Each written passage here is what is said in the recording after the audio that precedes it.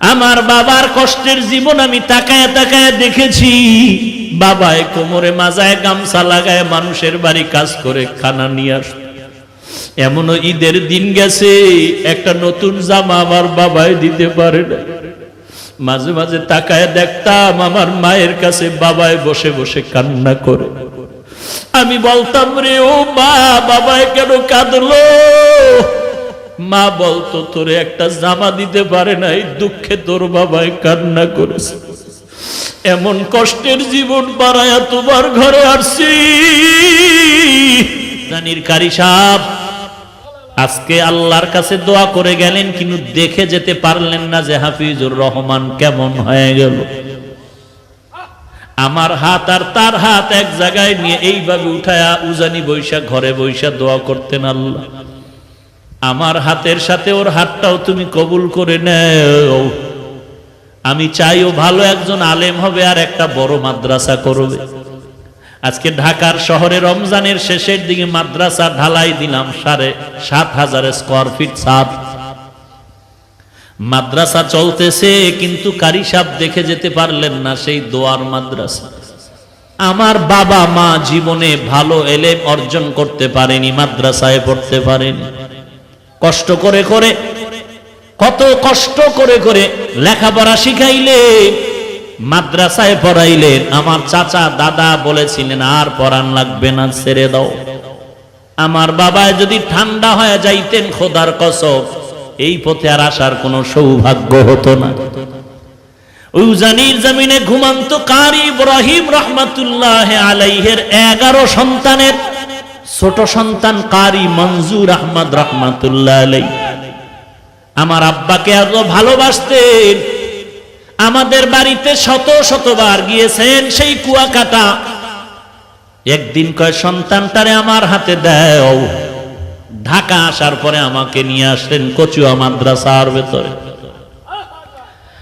আর ওই উজানির কারি ইব্রাহিম রহমাতুল্লাহ আলাইহির কবরের কিনারায় গিয়া 11তম সন্তান গিয়া আমার আব্বার হাতটা ধরে নিয়ে বলতেন, আব্বা জান, কুয়াকাটার একজন গরিব মানুষ আপনার দরজায় দাঁড়ানো আছে।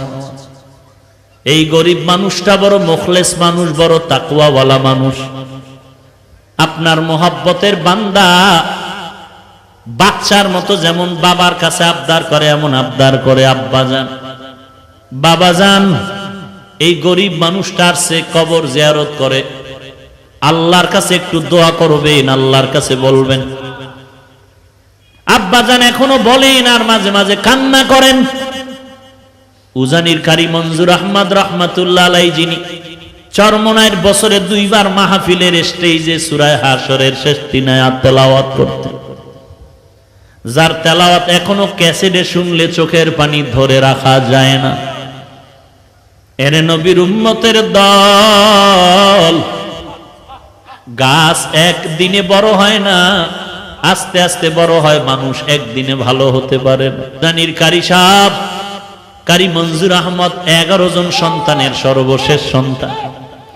আমার মনে আছে বারবার আমাকে নিয়ে দোয়া করতেন, আল্লাহ ওই কুয়াকাটার সন্তানের নিয়ে আসলাম, তুমি তার একজন ভালো আলেম বানায় দাও আল্লাহ। আজকে আল্লাহর কাছে দোয়া করে গেলেন, কিন্তু দেখে যেতে পারলেন না যে হাফিজুর রহমান কেমন হয়ে গেল। আমার হাত আর তার হাত এক জায়গায় নিয়ে এইভাবে উঠায়া উজানি বৈশা ঘরে বৈশা দোয়া করতেন, আল্লাহ আমার হাতের সাথে ওর হাতটাও তুমি কবুল করে নেও। আমি চাই ও ভালো একজন আলেম হবে আর একটা বড় মাদ্রাসা করবে। আজকে ঢাকার শহরে রমজানের শেষের দিকে মাদ্রাসা ঢালাই দিলাম 7,500 স্কয়ার ফিট ছাদ।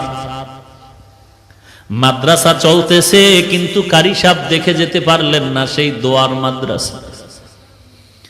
জায়গা নাই, 2-3 বছর ধরে বাইতুল্লাহর গিলাফ ধরে ধরে কানলাম, আল্লাহ একটা জায়গার ব্যবস্থা করে দাও। 3টা বিল্ডিং ভাড়া চলতেছে। অল্প অল্প টাকা দিয়া 11 কাঠা জায়গা বানা করলাম, 2-3 বছর লাগায় টাকা শেষ করতে পারি না। যাদের থেকে বায়না করলাম, বললাম ভাই, যেই টাকা দেওয়া হয়েছে এই পরিমাণ জায়গা দিয়ে দেন, আমরা টিনের ঘর করে ওখানে যাই, ভাড়া টাকা দেওয়ার সুযোগ নেই। পরামর্শে যখন সিদ্ধান্ত হলো আমাদেরকে দলিল দিবে, আমরা বাউন্ডারি ওয়াল করতে শুরু করলাম।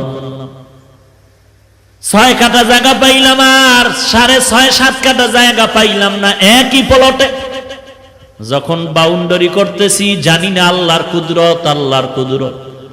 একটা যুবক ছেলে আইসা আসরের নামাজের সময় নামাজ পড়ে আমি মাদ্রাসার বাউন্ডারির পাশে বসে আছি। মোলাকাত করলো, আমার এক বন্ধু নিয়ে আসলো, বলে হুজুর এই যুবক আপনার পাগল।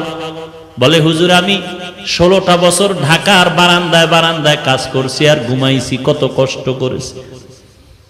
আল্লাহ তাআলা এই দিনের পথে আনছে, আমি আপনাকে দেখার বড় পাগল। 2000 সাল থেকে আল্লাহ আমাকে হেদায়েতের পথে আনছে বয়ানের মাধ্যমে।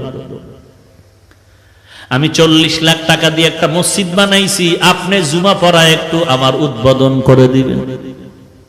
কথায় কথায় বলে হুজুর এই বাউন্ডারি কিসের? আমি বললাম এটা একটা মাদ্রাসা হচ্ছে। এত কম জায়গা কেন? আমি বললাম পুরাটাই ছিল, টাকা নাই। আল্লাহর বান্দা বলে হুজুর জায়গা লাগে 3 কাঠা নিয়ে নেন, আমি টাকার ব্যবস্থা করে দিচ্ছি। আল্লাহর কাছে তখন শুকর আদায় করলাম, রে মালিক বাইতুল্লাহর দোয়া তুমি খালি ফিরাইয়া দাও নাই। না হয় এই যুবকের আমি জীবনে দেখি নাই, যুবক আমারে দেখে নাই, কোথা থেকে তুমি কুদরতি ভাবে নিয়ে আসছো। এই রমাজানে ছাদ ঢালাই দিব, টাকা নাই, কত কিছু দরকার। 700-800 বস্তা সিমেন্ট লাগবে, রড লাগবে, ইট লাগবে, 42,000। কি করব? আমি একটা ইফতারের অনুষ্ঠান করে সবাইকে বললাম মাদ্রাসার এই হালাত দোয়া করবেন। এক বন্ধু বলে হুজুর সিমেন্ট যা লাগবে আমি একা পাঠিয়ে দিচ্ছি ট্রাকে আগামীকালকের থেকে। 750 বস্তা সিমেন্ট পাঠিয়ে দিলেন। আর এক আল্লাহর বান্দা বলে হুজুর আমি ট্রাকে আপনার 42,000 ইট আমি পাঠিয়ে দিচ্ছি। রডের ব্যবস্থা নাই, এক আল্লাহর বান্দা রড দিলেন, কিছু আর এক বান্দা দিলেন। এরকম হতে হতে কাজ হয়ে গেল। দিনের কাজ এরকম বেজে থাকে না যদি ইখলাস নিয়ে চলা যায়। আল্লাহর অভাব নাই, বান্দার অভাব আছে, আমার মাওলার দরবারে অভাব নাই। বান্দার কাছে যতবার বলো স্যার কিছু দেন কিছু দেন, তুমি আমার আল্লাহর কাছে যদি একবার চাইতে এত চাওয়া লাগতো না, পেয়ে যাইতা। এরে পর্দার আড়ালের মা, তুমিও মা, খাজা মঈনুদ্দিন চিশতি আজমিরির মাও মা,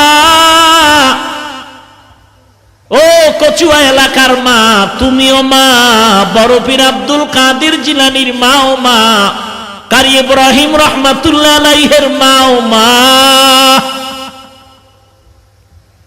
মনটা কি চায় না তুমি একজন কোরআনওয়ালার মা বাবা হয় কবরে যাও?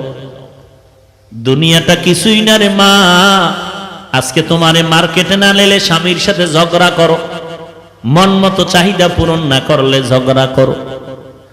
এক বক্তা সাহেব বয়ানে বলে মহিলারা এত বেপরদায় চলে কেন? মসজিদে ঢুকতে না দেওয়ার কারণে। এখন তো ইসলামের ব্যানারওয়ালা ধান্দাবাজের অভাব নাই তো। আহা, বলে মহিলাদেরকে মসজিদে ঢুকাও, পুরুষের পাশাপাশি মহিলাদের নামাজের ব্যবস্থা করে দাও। বক্তা সাহেব বলে মহিলাদেরকে মসজিদে ঢুকার সুযোগ না দেওয়ার কারণে মহিলারা বেপরদায় চলে। আমি জবাব দিয়া বললাম আমাদের গোষ্ঠী শুদ্ধ বহু হাজার লাখ ওলামায়ে কেরাম যারা হকের পথে আছে, এদের স্ত্রীরা তো কোনোদিন মসজিদে যায় না, বরং অনেক হাজী সাহেবদের স্ত্রীরা হজে গিয়া বেপরদায় বাইতুল্লাহে দৌড়ায়। অথচ আমাদের মা, আমাদের চাচিদের নিয়ে হজ করলাম, আলহামদুলিল্লাহ আমাদের মা চাচির চেহারাটা মক্কায় বসিয়াও কেউ দেখতে পারে না। আর ওই চাপাবাজের দলেরা মেয়ে নিয়া, মহিলাদের নিয়ে হজে গিয়া কয় চেহারা খোলা রাখা যাবে, ফতুয়া একটু তিল পাইয়া তাল বানায়া পুরা বেপরদায় চলে, গুনাহ হয় খবর নাই, ফতুয়াবাজি করে। এরে নবীর উম্মতের দল, এরে পর্দার আড়ালের মা, তুমি একজন নারী হিসাবেই দুনিয়াতে বেঁচে থাকার জন্য আল্লাহ পাঠান নাই। তুমি একটা সন্তানের মা হিসাবেই পরিচয় দিলে চলবে না রে মা। তুমি একজন স্বামীর স্ত্রী পরিচয় দিলেই যথেষ্ট হবে না রে মা। তুমি একজন মায়ের কাছে সমাজ আর জাতি অনেক কিছু পাওনাদার। তুমি মায়ের কাছে জাতি চায় একটা আলোকিত সন্তান, তুমি মায়ের কাছে জাতির আশা হলো আলোকিত একটা সমাজ। তুমি মায়ের কাছে জাতির আশা আলোকিত একটি পরিবার। ও পর্দার আড়ালের মা, তুমি যদি আলোকিত সন্তান দুনিয়াতে উপহার দিতে চাও, তুমি মা যদি একজন আলোকিত সন্তানের মাধ্যমে সমাজ আলোকিত করতে চাও, মা তোমার অনেক ত্যাগ স্বীকার করতে হবে। যেমন ত্যাগ স্বীকার করেছিলেন খাজা মঈনুদ্দিন চিশতি আজমিরির মা। কেমন ত্যাগ স্বীকার করেছিলেন খাজা মঈনুদ্দিনের মা? যেই খাজা মঈনুদ্দিনের খেদমতে ভারতের মধ্যে লক্ষ লক্ষ বিধর্মীরা কালেমা পড়েছে। খাজা মঈনুদ্দিনকে মা ডেকে বলে, রে সন্তান, তুই মঈনুদ্দিন এত দামি হওয়ার পেছনে আমি মায়ের ত্যাগ কত তুই জানো? আমি মা তোকে যতদিন গর্ভধারণ করেছি, আমি মা এক রাত্র ঘুমাই নাই, সারা রাত্র সেজদায় পড়ে কান্না করেছি। তুই দুনিয়াতে আসার পর আমি মা তোকে এক ফোঁটা দুধ আমি তোর মুখে দেই নাই ওযু ব্যতীত। এক ফোঁটা দুধ আমি তোর মুখে বিনা ওযুতে দেই নাই। এরে আম্মা জান, বলো তোমার গর্ভের সন্তান নিয়া আল্লাহর কাছে কতবার কান্না করেছো, দোয়া করেছো, আল্লাহ আমার গর্ভের সন্তান তুমি আদর্শবানওয়ালা সন্তান হিসেবে কবুল করে নাও, সমাজের আলোকিত সন্তান দান করে দাও। ও আল্লাহ, তুমি আমার সন্তানটারে খাজা মঈনুদ্দিনের মতো বানায় দাও, তুমি আমার সন্তানটারে ইমাম গজালির মতো বানায় দাও। ও মা, একটু জবাব দাও নিজের বিবেকের কাছে। তোমার সন্তানটা দুনিয়াতে আসার পর তুমি বাচ্চাটারে দুগ্ধ পান করাইছো, বলো মা তুমি ওযু সহকারে দরকার নাই, তুমি একটু মোহাব্বতের নজরে বাচ্চাটাকে পর্দার আড়ালে দুধ পান করিয়েছো কিনা? না রে মা, দেখা গেল বাচ্চাটারে তুমি কোলের মধ্যে নিয়ে দুগ্ধ দিয়েছো আর ওদিকে টেলিভিশনের নাচ গান দেখতেছিলে। এরে আম্মা জান, আজকে যত সন্তান দেখো জমিনের মধ্যে সুনাম অর্জন করে চলছে, প্রত্যেকটা সন্তানের পেছনে খবর নেও তার মা বাবা ভালো হওয়ার কারণে এই সম্মান। মা বাবার ত্যাগের বিনিময়ে ভালো সন্তান। তুমিও মা আজকে তোমার বেপরদায় না নিলে, মার্কেটে ঘুরতে না গেলে তোমার মন বেজার, ঈদের খুশি আনন্দ নাই। অথচ বলো এই দেশের হক্কানি আলেম ওলামাদেরকে তাকায় দেখো, কচুয়াওয়ালাদেরকে তো বুঝানোর জন্য বাহিরে কোথাও যাওয়া লাগবে না। উজানির সোহবত প্রাপ্ত পরিবারগুলোর দিকে তাকাও, এদের নারীরা কোনোদিন বেপর্দায় চলে না, মার্কেটে যায় না, মসজিদেও যায় না। তাহলে এরা মার্কেটে যায় না কেন? মসজিদে না যাওয়ার কারণে এরা পর্দা করে এমন কিছু নাকি? আসলে বেপর্দায় নারীরা চলার কারণ মসজিদ না, কারণ হলো আল্লাহর ভয় নাই।